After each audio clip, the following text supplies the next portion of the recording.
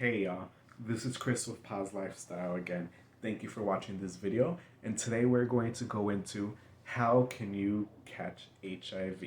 Alrighty, so there's a few different ways to catch HIV, but the most common one is through sexual transmission.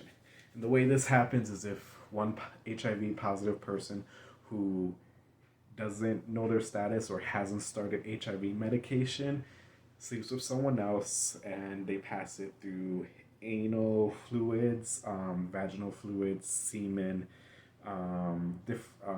blood, things like that.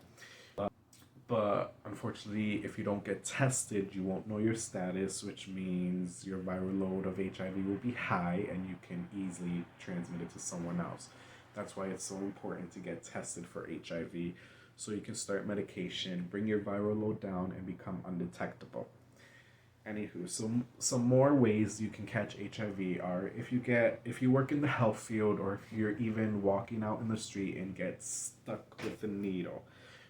This happens a lot, unfortunately. There are PEP options you can take, which is post-exposure. If case this happens, you can go to a hospital or a clinic and tell them what happens and let them know, so you can start a quick medication routine to help you prevent the virus before it starts attacking cells. And that's post-exposure, so it's important that happens within 24, maybe 48 hours.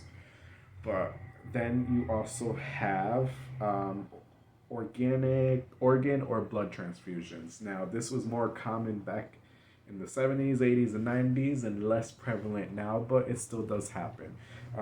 And that is when someone with HIV donates their blood and it's not caught or screened correctly, and then that is transfused into an HIV negative person. It's rare now, but it may happen.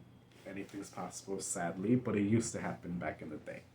Another way you can get it is if you are a mother and you are breastfeeding and you don't know your status or not taking medication. That's why it's also important to get tested so you don't transmit it to your child without knowing it. But so that is pretty much how you get HIV. You can also get it through IV drug use, sharing needles, things like that. That's why it's important if you're a drug user and you use needles, don't share needles, use your own or get new ones. But those are a few different ways. I'm sure there's many, unfortunately, but the most important thing is don't be afraid to get tested. And if you are newly positive with HIV, don't be afraid. You're gonna live a long, healthy life as long as you take care of yourself. But that's with being HIV negative also.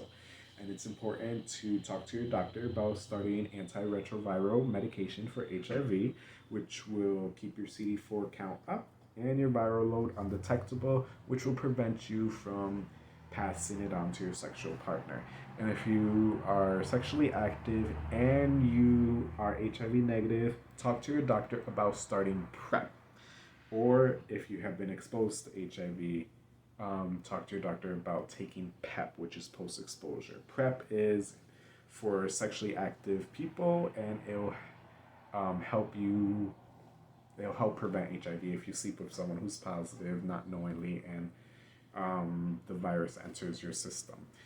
But the more you know, the more you learn. Speak out on HIV, get tested, start your medication if you're new to being positive, and don't be afraid.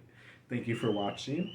If you like this video, feel free to subscribe for more. I make content on healthy living, positivity, and for people living with HIV.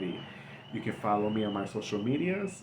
That alarm's been going off all day. Sorry about that. You can follow me on my social medias, which are in my description, or you can go to the blog post, which goes hand in hand with this, which is also in the description. Thank you for watching. Go out and do something healthy. Have a great day, and I'll see you next time.